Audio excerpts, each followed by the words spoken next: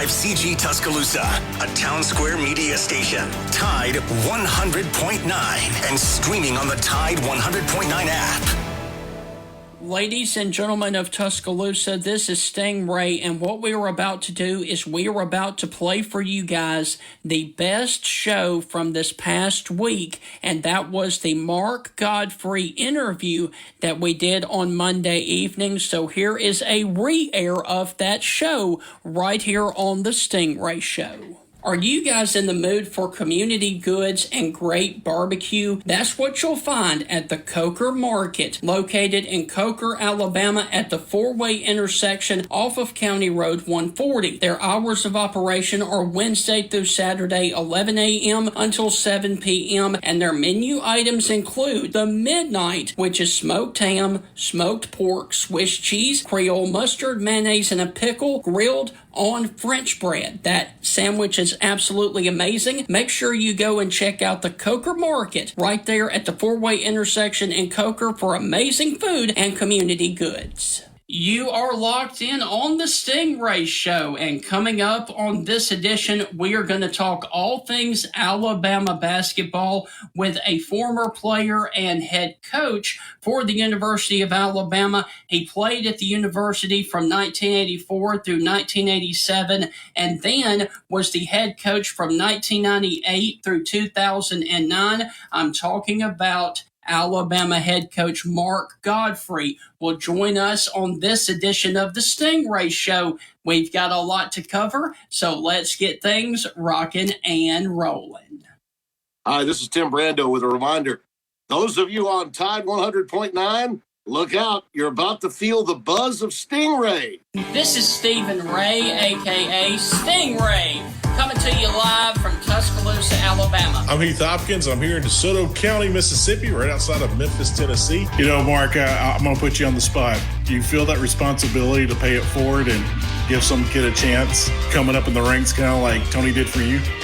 Why do you think I'm talking to Stingray tonight? Thank you, man. I appreciate that. No, I mean, look, no. Hey, Stingray, here's the deal. When you get involved with Texas, it's like getting married to a stripper. and let me explain this. It looks good. It's kind of sexy on the surface. Yeah. But then you get the baggage, you get the drama, you get all that eventually comes with it. And that's what you get with Texas, and that's what the Big 12 learned. And Heath, any thoughts on our show moving forward? Hey, to everyone in Tuscaloosa listening here on Tide 100.9, with the Stingray Show, if you don't like it, you better learn to love it, because it's the best show going today, baby. Woo! And Heath, with all of that, we want to welcome you inside another edition of the Stingray Show. And Heath, I'm just going to go ahead and say it. This episode is going to be electric. Yeah, it's going to be a lot of fun, you know. For all of our SEC fans, you will remember the name. But, of course, we're here on Tide 100.9, and everybody will remember the name. Yes. So I also forgot to mention he had a coaching stop as well at Murray State and at North Carolina State after his tenure at Alabama, and he was the SEC regular season champion back in the year of 2002, and also that year the SEC Coach of the Year. Ladies and gentlemen, please help us welcome to the Stingray Show, Mr. Mark Godfrey. Coach, how are you doing, sir? I'm doing absolutely wonderful out here in Newport Beach, California, so I can't complain. So, Coach, how far are you from the beach? Are you oceanfront? Are you down the street? Are you close by? I'm about 2 miles. I can get it. I can go out my front door and walk it in about, 30 minutes, and I'm right down there on the beach and sitting on the sand, so it's not bad. Beautiful. That's well, I've awesome. seen the beaches there in Newport, and they are beautiful. So, well, Coach, thank you for coming on the show. I'm sure we've got so many questions that we want to throw at you, so we'll try to get them going now before we run out of time. But when you think back to your time in Tuscaloosa, what's the one thing that you miss the most? Is it a restaurant? Is it the folks? What is it? Well, it's always people more than anything for me. I had great friends there. You have to remember, my kids went to American Academy. They loved the school. It was great. We enjoyed it. I love Tuscaloosa. We lived out on the lake in Crown Point. Yeah. It was beautiful. So anyway, I miss the people. Great restaurants, and I loved being a part of the University of Alabama. But I think the people, they treated me so well there through all those years. I could never complain about that. Wow. So, Coach, let's go back to your playing career. You played one season at Oral Roberts before transferring to Alabama in 1984. What ultimately made you decide to transfer to Alabama? Coming out of high school, Coach Sanderson had recruited me, and Sonny Smith at Auburn at that time. And, Alabama had Enos Watley. He was a freshman. Enos was a great player. And so, even though Alabama recruited me, I was down in Mobile. It was kind of a half-hearted effort. Not they had their guy. And so I chose to go to Oral Roberts only because of the coach that was there. I had a great relationship with him. But when I was out there, I realized, I had worked my whole life to be a really good basketball player, and I wanted to play at the highest level. And at the same time, Enos Watley had put his name in the draft, and Alabama needed, they were in need then. They had a bigger need for me. And so Coach Sanderson did a great job, and he flew out to Tulsa, and, we laughed about it. We've laughed many times. He got in a hotel out there and said, "I'm not leaving until you sign." And so he actually had the papers, and he came over in a taxi cab, and he put the papers on top of the cab. I signed it, and there we go. I'm heading to Alabama. So it all turned out really well, and I just loved every minute of it. So, Coach, a quick follow-up to that. What are some of your fondest memories of playing for the Crimson Tide from 1984 through 1987? Well, we had so much success. We went to 3 straight Sweet 16s as a player during that stretch. And Coach Sanderson was doing such an amazing, won the SEC championship in 87, and we won the SEC tournament champions. We were double champions that year, but my roommate Jim Farmer and I, we've stayed really close. We probably talk once a week. We see each other all the time. And guys like Derek McKee and Keith Askins and Terry Connor and J.J. Jackson, we just had a great group of guys that honestly weren't rooted. And we just became really good as a team. And we had great success and great runs. We're still disappointed that we didn't get past the Sweet 16. I thought we were good enough to go to the Final Four. We entered the tournament as a 2 seed, got to play at Birmingham those first 2 games. So it was a lot of fun. I think what we all still look back, and we all are kind of trying to figure out why we didn't get past Providence back in 87 and make it to the Final Four. Coach, what in the world was Tuscaloosa like back in the mid-'80s as a college student? It was a lot of fun, I can tell you that. I'm sure you're glad social media wasn't around too, right? It was a lot simpler, probably a lot smaller. The restaurants and bars for college kids down there in Galette's and the Brass Monkey and all those kind of places. They were a lot of fun. But when you're an athlete, a lot of times you don't have the free time that the normal student does, and so we were tied up a lot, and it was a different experience. But we lived in Bryant Hall. People forget that back then, with the athletic dorm, which is now the academic center, they've done a great job. It's beautiful. But, we lived with the football players and the basketball players. And some of those guys, what was so nice about that is they became great friends. We got to know those guys. We ate every meal, breakfast, lunch, dinner, and a late night snack, all in Bryant Hall. And so we were kind of confined to that building. And even though that was interesting, it was a lot of fun. Guys that Mike Shula, was down the hall for 4 years, and we got to be great friends. And Wes Neighbors and Preston Gothard, and I can go through. There's 40 of those guys like that in that era, and that was kind of fun getting to know the basketball and the football players all together. But I had a great experience there as a student athlete. It was just wonderful. Coach, looking back at your playing career, what is the biggest highlight that you still enjoy looking back and smiling about? Probably, winning the SEC championship as a player. I think that was just that league is such a great league. And here's what happens, I think, even at Alabama. And people love basketball there, and, football is always going to be king. We all understand that. But, C.M. Newton had won a SEC championship. I think it was 74. We won it in 87 as a player. And then when I coached there in 2002, we won it. And there was a stretch over about a 40-year period where there was only 3 SEC championships. And a lot of people think, a lot of times Alabama basketball has won more than that. And we really haven't. And so to win those championships, I was able to do it as a player and then as a coach as well. Just hasn't been done a ton at Alabama. Even though Alabama has great teams and great players, that league is such a good league, and it's such a balanced league that it's very, very difficult to do. So I think as a player, when you play on that championship, you get to cut the nets down. Yeah. We had beaten Florida for the SEC championship late in the season there and clinched it. And that was just a lot of fun. Wow. So, Coach, hold that thought because we're up against our first break. And when we come back, we are going to dive into your head coaching time at Alabama. That's on the other side of the break. You're listening to the Stingray Show. We will be right back. Citizens of West Alabama, have you heard the news? The Bank of Moundville, which was established way back in 1907, offers personal loans of all sizes, unsecured and secured, with competitive interest rates. You can contact them today at 205-371-2227. Once again, that is the Bank of Moundville, 205-371-2227, or go by and see them in downtown Moundville. They are an equal housing lender and a member of the FDIC.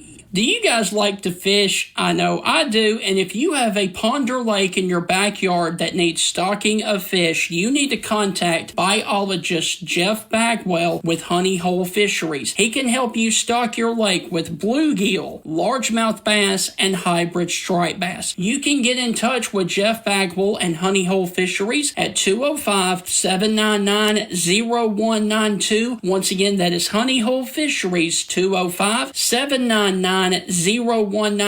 Contact Mr. Jeff Bagwell today and let him help you build the lake of your dreams. Do you guys dream about owning a home or a condominium down on the beautiful beaches of Alabama, say Orange Beach, Gulf Shores, or maybe even Fairhope? Then let me tell you about First Class Real Estate South Home Group's owner, Celeste Hagler. She has brokers down there in the beautiful beaches of Alabama to help you purchase the home of your dreams and to live where you love in the state of Alabama. You can contact Celeste. Been sold. Go to Babbel.com and start learning a new language today. That's Babbel.com. Start learning a language today at Babbel.com. Tide 100.9 traffic.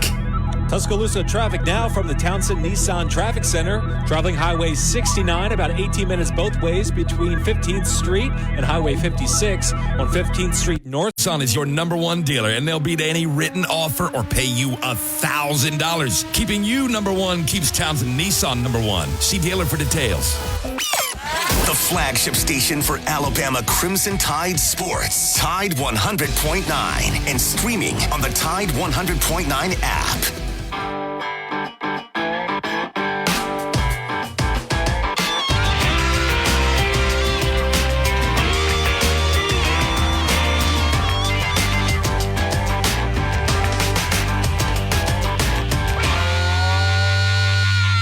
Residents of Tuscaloosa, are you guys upsizing, downsizing, looking for college housing, or even relocating for your job right here to Tuscaloosa? If that's the case, then you need to contact Celeste Hagler, owner and operator of First Class Real Estate South Home Group. She can help you with the buying, selling, and investment needs throughout the state of Alabama. You can contact Celeste at 205-861-5698. Reach out to Celeste again at 205-861-5698 and schedule a consultation to discuss your real estate goals and to live where you love in the state of Alabama. Welcome back inside the Stingray Show. Our guest this evening is former Alabama head coach Mark Godfrey. And Coach, after college, you became the head coach of Murray State for 3 seasons before being hired by Alabama on March the 25th of 1998.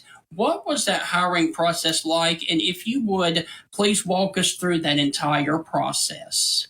So when I was coaching at Murray State, first of all, it was a great place for me to start as a head coach. You know, I got to learn how to be a head coach, and I got to make mistakes, and the whole world wasn't watching.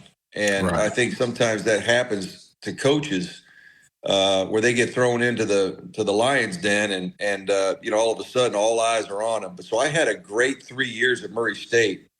A lot of people don't remember or don't realize that after my second year at Murray State, both Tennessee and Georgia both opened that year.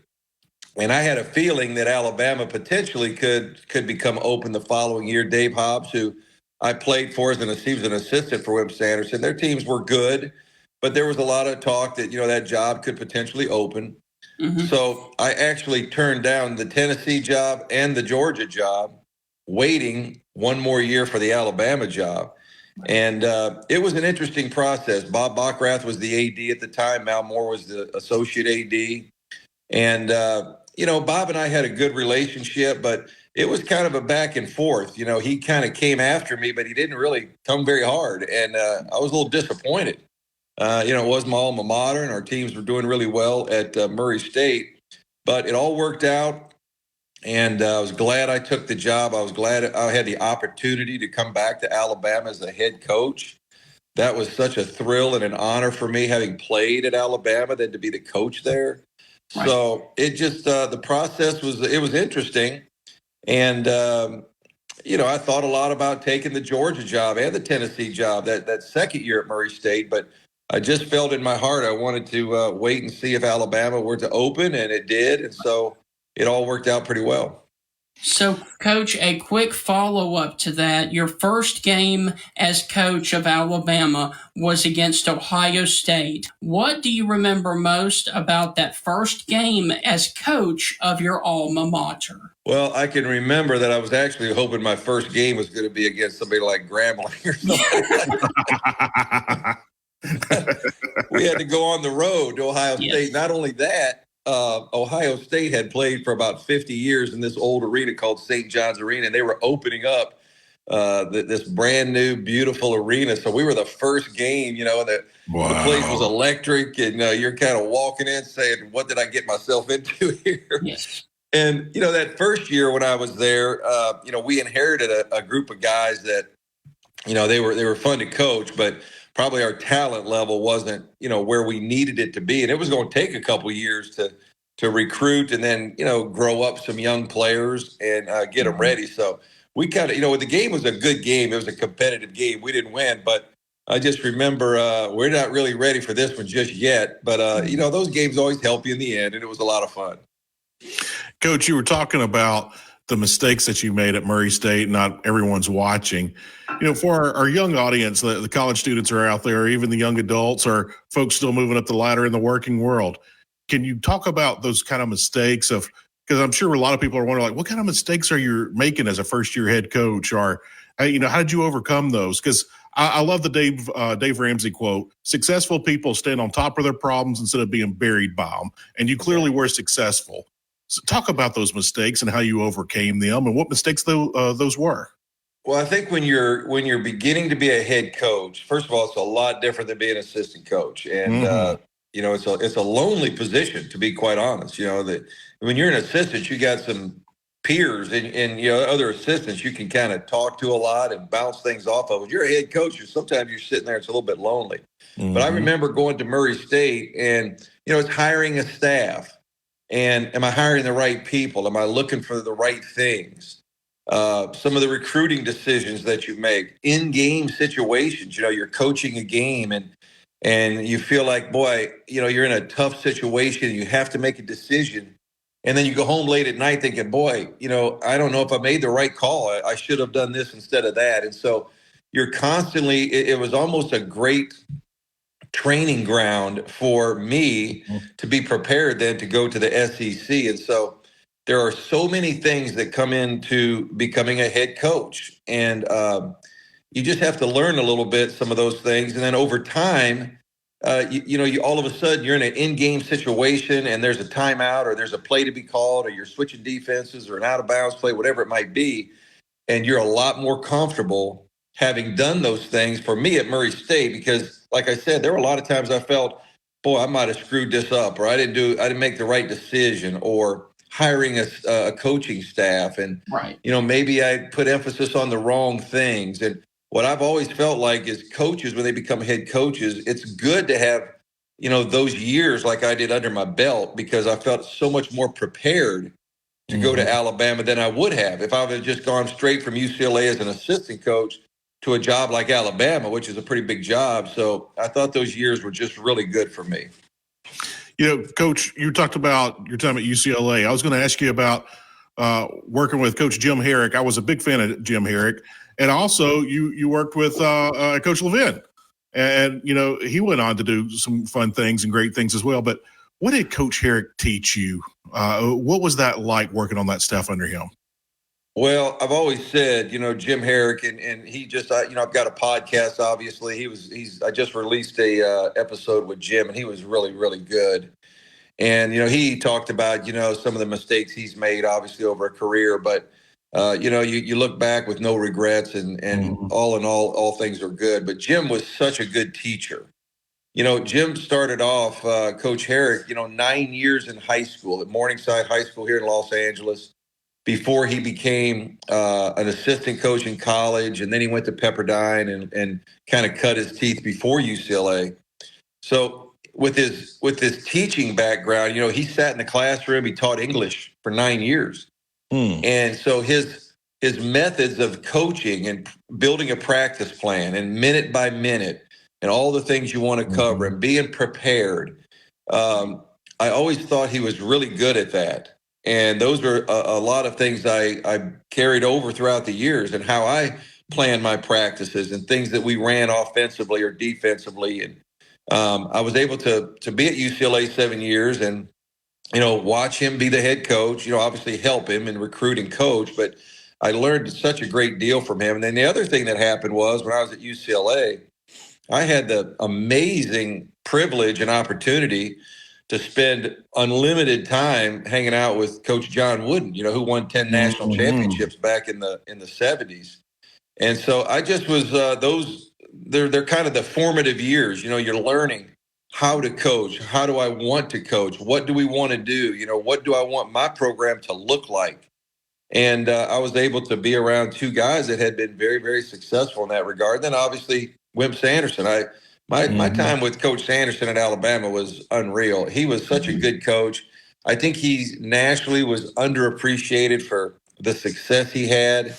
And so anyway, I was able to spend time around some really good, successful coaches, and that really helped me. Citizens of West Alabama, have you heard the news? The Bank of Moundville, which was established way back in 1907, offers personal loans of all sizes, unsecured and secured, with competitive interest rates. You can contact them today at 205-371-2227. Once again, that is the Bank of Moundville, 205-371-2227, or go by and see them in downtown Moundville. They are an equal housing lender and a member of the FDIC. So, Coach, hold that thought because we're up against another break, and when we come back, we are going to continue to dive into your coaching career at Alabama. That's on the other side of the break. You're listening to the Stingray Show. We will be right back. How would you guys like to try a caramel cookie butter hot chocolate? Hey, you guys ordered the Blitzen so much at Strange Brew Coffee House over the holidays until Strange Brew made the Blitzen a permanent addition to Strange Brew Originals. Hey, it's cold outside, it's wintertime, you probably need a pick-me-up or maybe even something to warm you up. Go by Strange Brew Coffee House on the Strip at the University of Alabama, 1101 University Boulevard, and get you something that will warm your heart and your soul right here on the Strip at the University of Alabama. Are you guys in the mood for community goods and great barbecue? That's what you'll find at the Coker Market, located in Coker, Alabama at the four-way intersection off of County Road 140. Their hours of operation are Wednesday through Saturday, 11 a.m. until 7 p.m., and their menu items include the Midnight, which is smoked ham, smoked pork, Swiss cheese, Creole mustard, mayonnaise, and a pickle, grilled on French bread. That sandwich is absolutely amazing. Make sure you go and check out the Coker Market right there at the four-way intersection in Coker for amazing food and community goods. Your life can change on a dime, and if you are relocating for your job up to the Rocket City of Huntsville, the fastest growing city in the state of Alabama, you need to contact Celeste Hagler of First Class Real Estate South Home Group. She has brokers all over North Alabama to help you get settled with buying a new home in North Alabama. You can contact her at 205-861-5698. Once again, that is Celeste Hagler, 205. Quickly at your convenience. Because Lowe's knows appliances, Lowe's knows home improvement. Subject to credit approval. The flagship station for Alabama Crimson Tide football. Alabama touchdown. Only on Tide 100.9 and streaming on the Tide 100.9 app.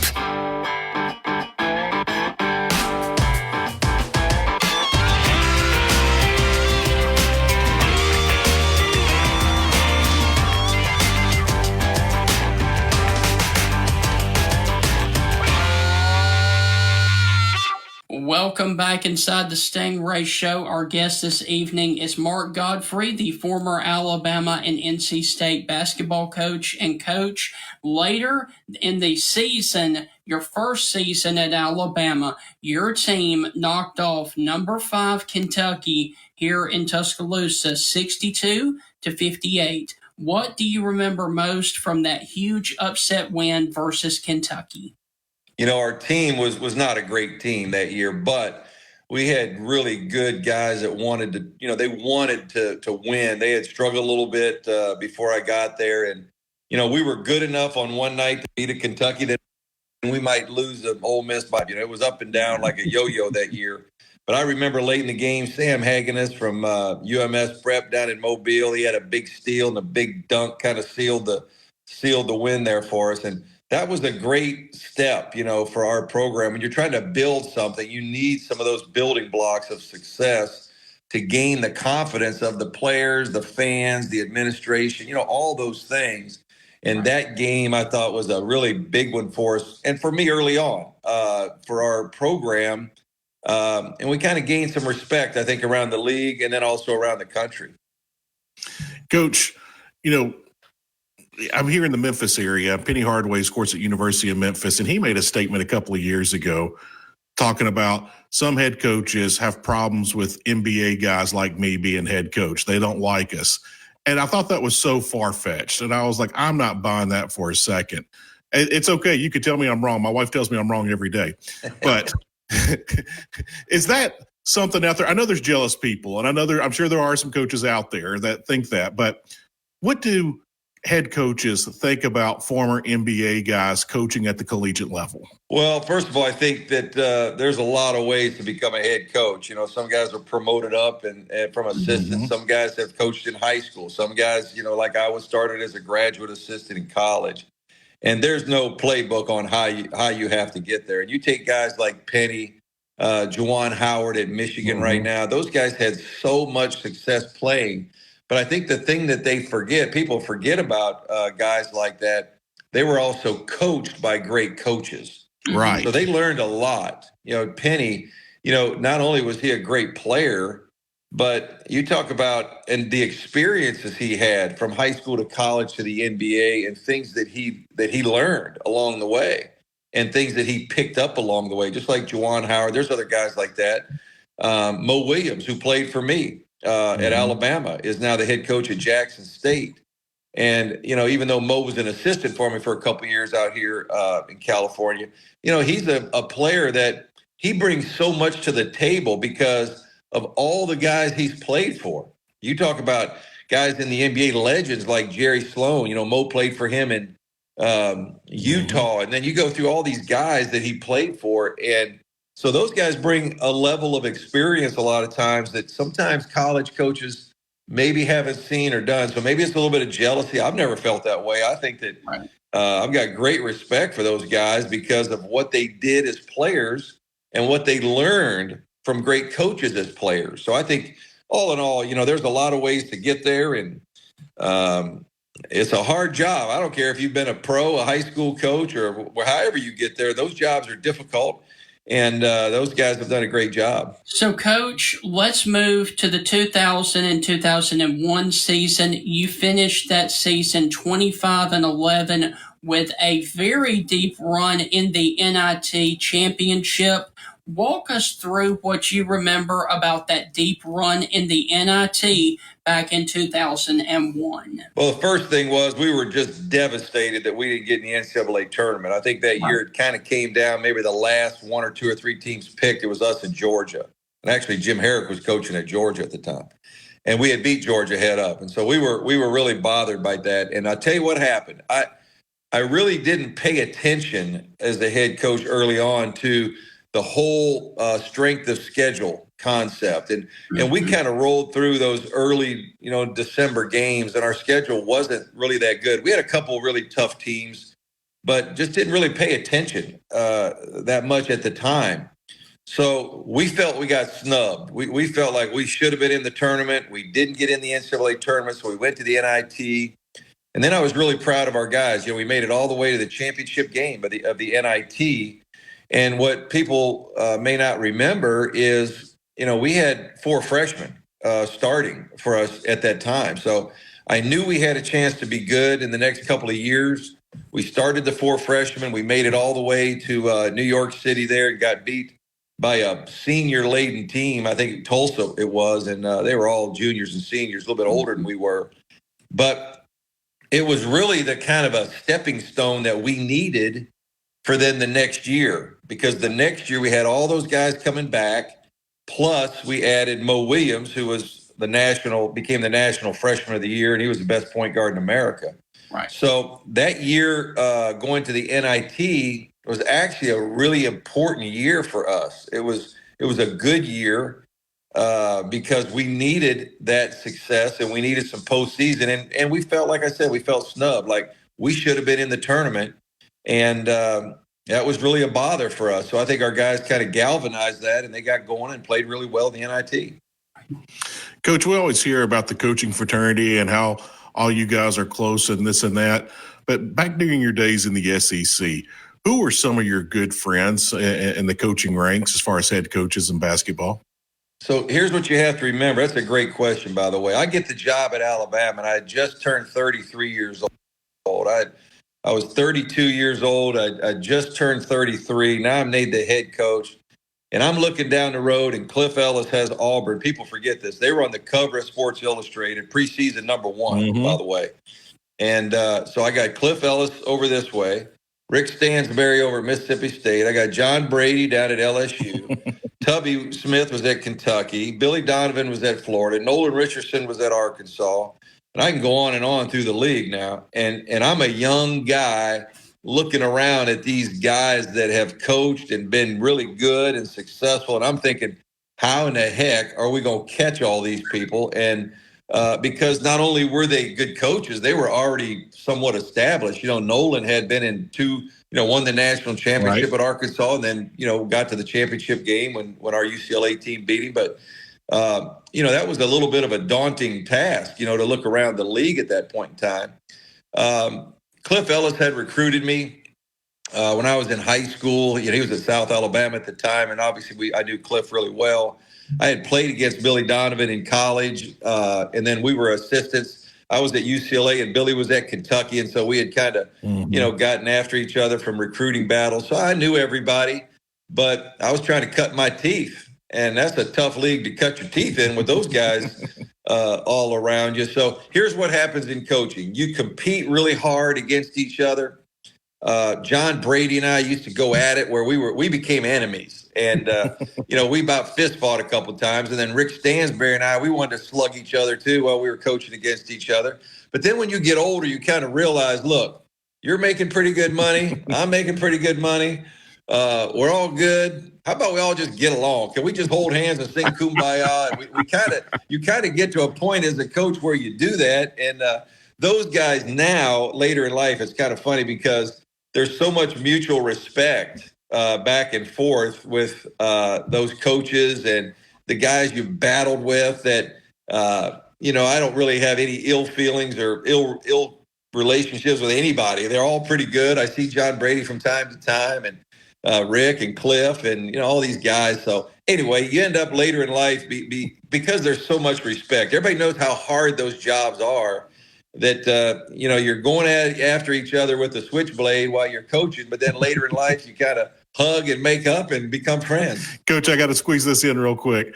Looking back during those times, who was the biggest jerk that you coached against? Was it Brady? Was it Stansberry? Because you and Stansberry had some classic battles in recruiting and on the court, but you mentioned Brady. But who was the guy that really got under your skin that you really just wanted to knock out?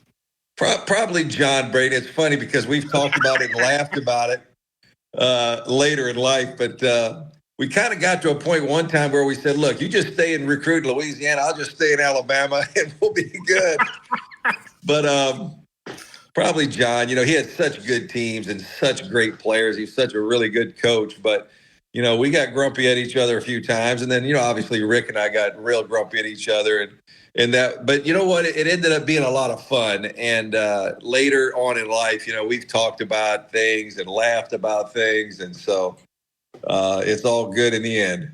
So, Coach, hold that thought because we're up against our final break. And when we come back, we are going to dive into the number one season right there for the Alabama Crimson Tide. That's on the other side of the break. You're listening to the Stingray Show.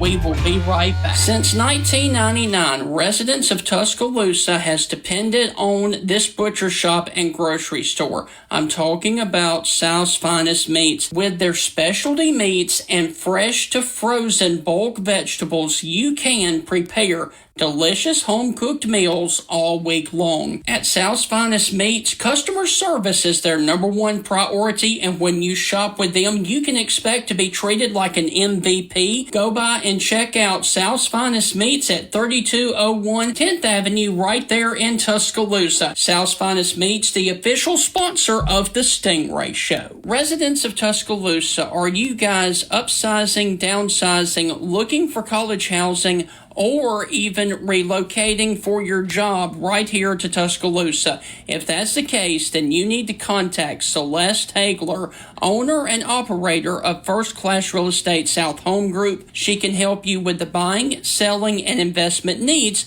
throughout the state of Alabama. You can contact Celeste at 205-861-5698. Reach out to Celeste again at 205-861-5698 and schedule a consultation to discuss your real estate goals and to live where you love in the state of Alabama. Are you guys in the mood for community goods and great barbecue? That's what you'll find at the Coker Market, located in Coker, Alabama at the four-way intersection off of County Road 140. Their hours of operation are Wednesday through Saturday, 11 a.m. until 7 p.m., and their menu items include the Midnight, which is smoked ham, smoked pork, Swiss cheese, Creole mustard, mayonnaise, and a pickle, grilled on French bread. That sandwich is... Plus, at these prices, well, we're burning rubber, not cash. Keep your ride or die alive at ebaymotors.com. Eligible items only. Exclusions apply. Tide 100.9 traffic. Tuscaloosa traffic now from the Townsend Nissan Traffic Center. Traffic flow has eased up with a 13-minute ride both ways on Highway 69 from the 15th to Highway 56. Traveling through the I-20 and Nissan is your number one dealer, and they'll beat any written offer or pay you $1,000. Keeping you number one keeps Townsend Nissan number one. See dealer for details. Tide 100.9. For more coverage of Alabama football, visit us at Tide100.9.com or download the free Tide 100.9 app. The Crimson Tide will not be denied.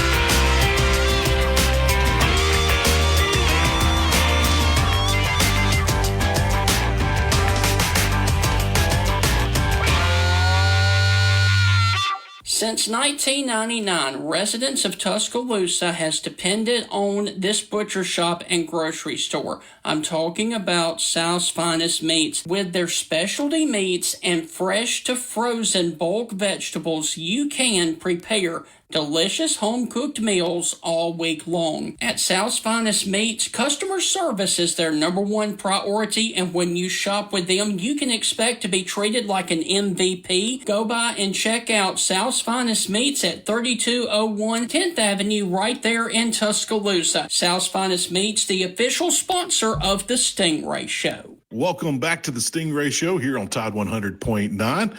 SEC fans, we have a very special guest. We have Coach Mark Godfrey is with us. Coach, I got this fun question for you, and I think I know the answer, but I hope there's a story there. If there's not, we'll move on. But I got a great feeling you guys don't interact too much with play-by-play announcers over the years. With that, the great Jack Crystal, the late Jack Crystal from Mississippi State, who announced for 56, 58 years, whatever it was in Starkville, made a statement during one of your classic battles between you and Rick Stansberry, and you guys won the game there in Coleman Coliseum, and at the very last second, you went in for a dunk. One of your players went in for a dunk, and the game had already been decided, and all of a sudden, they said, well, that's not really a classy thing, and Jack Crystal in his crotchety old age loses it. He goes, who said they got class at all? This whole place is classless. This whole bunch is classless. And he just went on a tirade as the buzzer went off. And I know Mississippi State fans laughed and laughed and laughed about that. And I heard the Alabama fans, when they got word about it, laughed as well. Did you ever hear that story or have any run-ins with the late Jack Crystal? I never had any run-ins, but here's what's funny about that again, as time goes on. When you're in the heat of the battle, he was a homer, first of all. He was a homer for his team, which is a good thing. I like that, when you got your guy on the radio going to bat for you. But I think comments like that, things like that, they made that rivalry so much better. The fans got into that game so much. We'd go over there, and that place was packed. And they'd come to Tuscaloosa packed. You couldn't find a seat in Coleman Coliseum. So, those kind of things, you kind of laugh them off. I never heard that he said that, I'm not familiar with it. But I'm sure it's on YouTube if you want to look at it. I know he was such a great voice for Mississippi State. He was kind of a legend there for a long time. So when you're a legend, you get to say some things that sometimes other people don't get to say.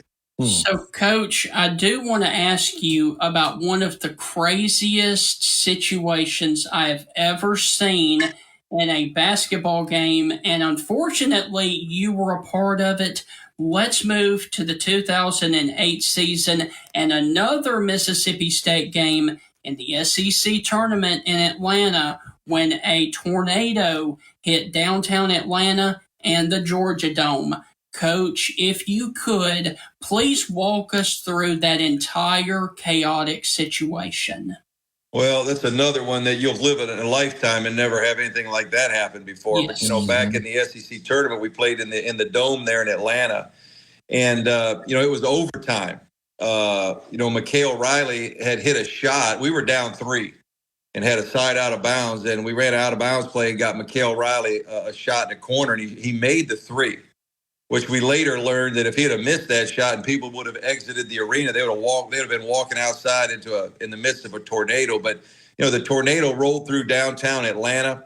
When it went over the top of the dome, it sounded like a train track, like a train is going over the top, and you're trying to figure out what was that? Like, what is that noise? It was loud. It was like just unusual. We didn't know what it was. And they stopped the game, and I can remember there were bolts that were dropping from, if you imagine how high the ceiling was in the dome there, and there's little nuts and bolts that were kind of up there somewhere. They were dropping and hitting the floor. And so we were all kind of trying to figure it out. And I think, they cleared the court pretty quickly. We went to the locker room. I think we stayed in the locker room for about an hour and 20 minutes. It was a long time. And it's an overtime game in the tournament. So you got to finish the game. And then the other thing that was really interesting about that, we had a really good player named Alonzo G. And Alonzo G had just gotten fouled. And I want to say we might have been down by 2. He gets fouled on a 1-and-1 with a chance to tie it. And he's got to sit in the locker room for an hour and 20 minutes before he shoots his front end of his 1-and-1. Right. And so when we resume play, we finally come back out to play. We start play back up with him on the line on a foul shot. Right. And, he misses the front end where, maybe in the flow of it, maybe – he'd had a better chance to make 2 foul shots, and then the game is tied. Well, we missed the front end. They come down. I think they hit a 3. Now they're up 5, and, it's a different game in overtime. Right. But it's the most unusual, strange thing I've ever been a part of in sports. I've never seen anything like that. And then if people remember correctly, they canceled the next game that night, which was Georgia and Kentucky. Yeah. And then Georgia had to play 2 games in the same day on the following day because the SEC had to finish the tournament by Sunday for the automatic bid. So that tornado was those games in the tournament. And so anyway, it was completely weird and strange to go through something like that. So, Coach, looking back at your entire coaching career, what is one thing that you wished you would have had the opportunity to experience but never got that opportunity? That's a great question. And, our team at Alabama, went to the Elite 8. We were 40 minutes away from the Final Four.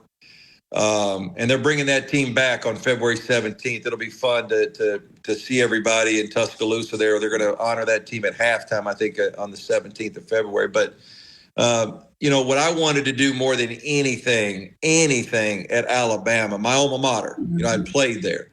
I wanted to take Alabama to the Final Four. That was all I thought about every day. I wanted to win a national championship. I wanted Alabama to be in the Final Four.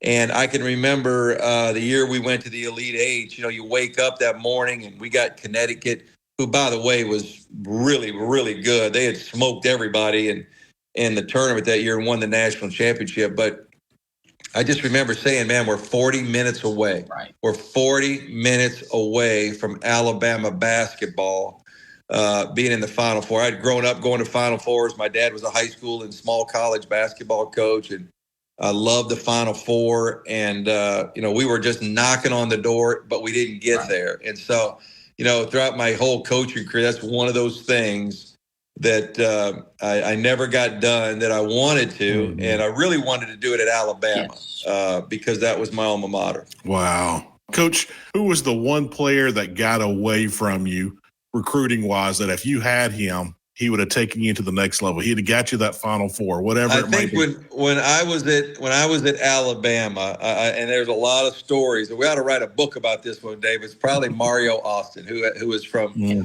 just over there in West Alabama. He went to Mississippi State, and that's the same era when we had those really good teams. The 2002, Mo Williams, kind of that right after that little bit of era right there, and.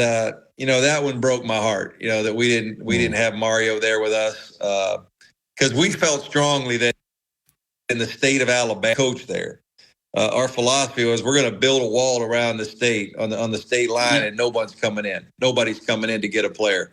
North Carolina tried to get Richard Hendricks and Duke tried to get Gerald Wallace and we weren't going to let that happen. We were going to make sure the Alabama kids stayed home. And so when we lost Mario, he was probably the guy looking back that, you'll put your head on the pillow at night thinking, what in the world? That one probably stung more than any of them. Wow. So, Coach, look, man, we have thoroughly enjoyed you joining us. And if you would, please go on ahead and let everybody know where they can follow you on social media and especially let everybody know about that podcast, please. Well, the podcast is a lot of fun. They can go to www.coachmarkgodfrey.com. All the podcasts sit on there. They're on Spotify, Apple, Google.